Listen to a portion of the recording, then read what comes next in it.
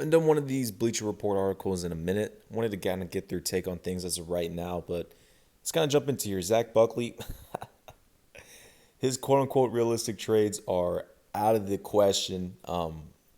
They've been terrible throughout my kind of saga and era. I've been doing these Bleacher Report articles for the past couple months.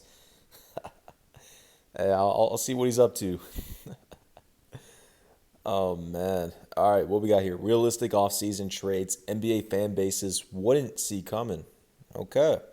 Let's see what we got here for today. The first one we do have is going to go against the Atlanta Hawks and the Chicago Bulls swap platooning prospects. Okay, let's read into here. So the Chicago Bulls would give away Kobe White, the point guard, which the Atlanta Hawks would receive him.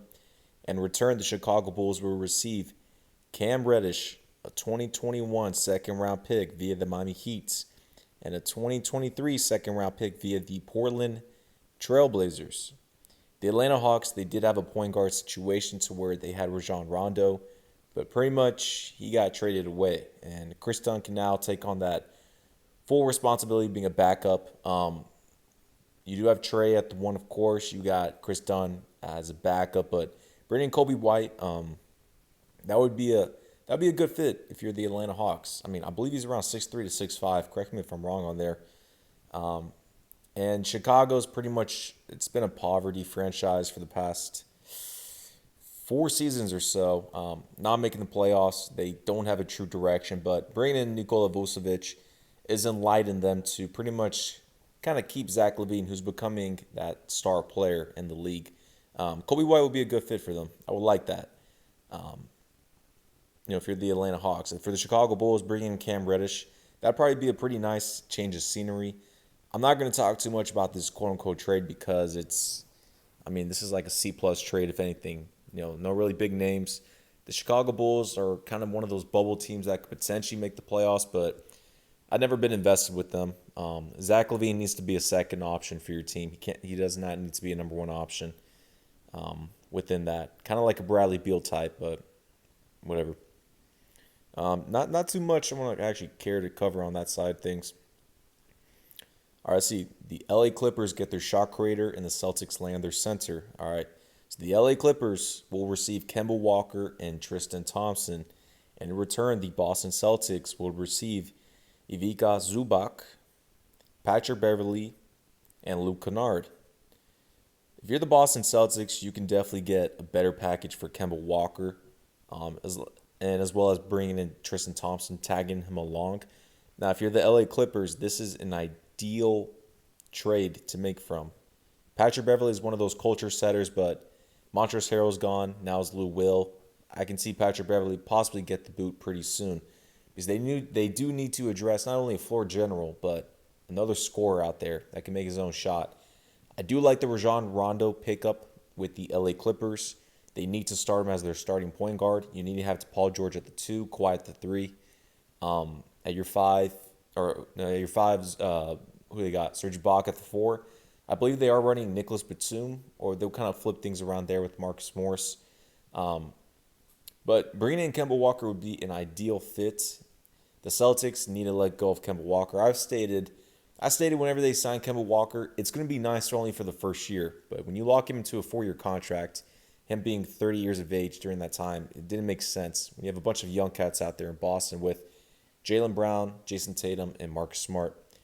Patrick Beverley on that team, they pretty much have a Patrick Beverley, which is Marcus Smart, who is a better three-point shooter as it is. So there's really no need for that. But Zubac would actually be a nice center for them.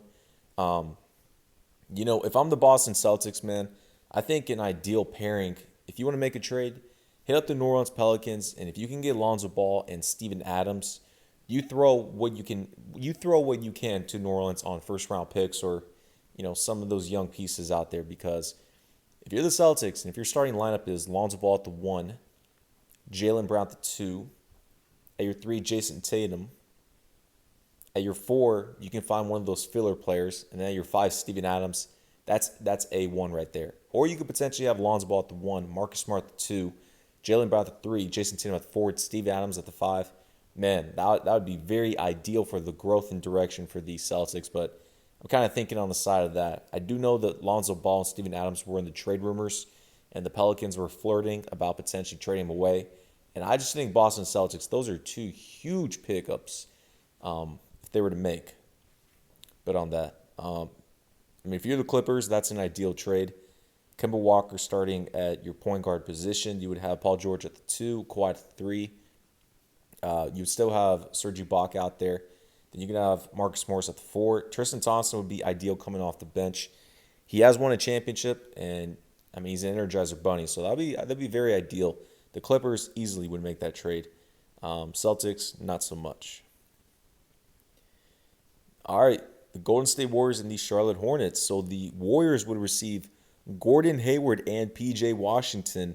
In return, the Charlotte Hornets would receive Andrew Wiggins and James Wiseman. Okay, this is a very interesting trade. I'll have to give forgot what the author's name. I have to give him some credit here, man. This is a very intriguing out of the box thinking. I like it. So the Golden State Warriors, this will be in the offseason. Klay Thompson will be back healthy with Steph Curry. And they're going to have to retool to really get them to be a contender to where they're back into. Now, Andrew Wiggins is a young cat. He doesn't fit ideally within that team. Now, we haven't seen Andrew Wiggins play with Klay Thompson and Steph Curry all together because if Klay Thompson were healthy this season, Andrew Wiggins would be required to be somewhat of a Harrison Barnes when he's starting. And then whenever he comes with a second unit from time to time, he can go ISO, usually what he likes to do. So, unfortunate situation, but you know, Gordon Hayward is around, I believe he's around 31 years of age, somewhere in that mix. Now, you know, if you're the Hornets, you want to keep Gordon Hayward, who's had an excellent season this season. I mean, no one really expected him to bounce back the way he was this way, but he's been very excellent for the Charlotte Hornets. And P.J. Washington is a nice young stud. He's an ideal stretch four in this day and age in basketball. You know, if you're the Hornets, man, ideally you don't want to give up those two for Wiggins and Wiseman. Now, the Hornets have never had that true big. I mean, they've had Cody Zeller, Bismack Biyombo they played around with the last 3 or 4 years, but man, that's a tough situation. You know, if Gordon Hayward's getting hurt and he's up there kind of up in age, or if you're just focusing on the next 3 to 4 years to grow, then this works out best for both teams because P.J. Washington would fit in perfectly with the Warriors. Same thing with Gordon Hayward. I mean, it would be a good fit. So I see both perspectives. You know, you can go with this. This is actually a very good trade for both franchises. I like it. I mean, if you're looking at a starting lineup for the Hornets real quick, you got LaMelo Ball at the 1. You have Scary Terry at the 2. Wiggins at the 3. You probably have to slide Miles Bridges at the 4, then Wiseman at the 5. Man, that team's going to be up and running. You know, the Hornets. That'll be nice, man. I like that. Last one here, the New Orleans Pelicans find front court mate for Zion Williamson, and the Wolves, quote-unquote, reset. Okay. So the Pelicans will receive Karl-Anthony Towns and Ricky Rubio. Okay, they're going big on this. Okay, so if the Wolves are giving away Cat, who are they going to receive? Steven Adams, Eric Bledsoe, Kira Lewis Jr., Jackson Hayes, 2021 first-round pick, 2021 first-round pick, 2025 first-round pick. The Wolves would have to be on crack if they made that trade. Now, if you're the Pelicans, you would have finessed because Karl-Anthony Towns needs to get the heck out of Minnesota. Ideally, a franchise that would require the services for Cat that he would fit in perfectly, I actually think would be the Golden State Warriors. They can really run Cat at the 5, have Dre at the 4, Klay and Steph at the backcourt. Then at the 3, you can always find a filler type player like a Torrey Craig, just catch and shoot defensive person out there. But for the Pelicans, man, that would be ideal. The Pelicans would be, for this trade, you didn't even have to include Lonzo Ball, Brandon Ingram, Zion, who else they got? Josh Hart. Man, that would be a steal, and the Pelicans would be, man, they would take it on for the future. But no, this is a terrible trade for the Minnesota Timberwolves. They're going to trade away Cat, which I fully expect them to trade him in the offseason. The Wolves have been a mess. He's only made one playoff appearance, and that's whenever they had to orchestrate Jimmy Butler, Tom Thibodeau, all these veterans out there, Jamal Crawford, Taj Gibson.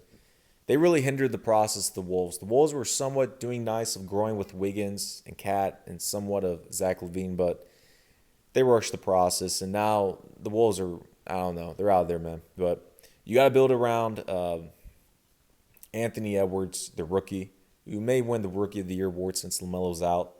But yeah, Cat has to get out of there. D'Lo has to get out of there, and you got to get first round picks. You got to find some young pieces for that. But enough said on that, man. But a little interesting article for Mr. Buckley once again. Now, I actually am very intrigued with this Warriors and Hornets trade. This is I could see this for both sides of things. I like this one, but besides that, a little article to go against. But yeah,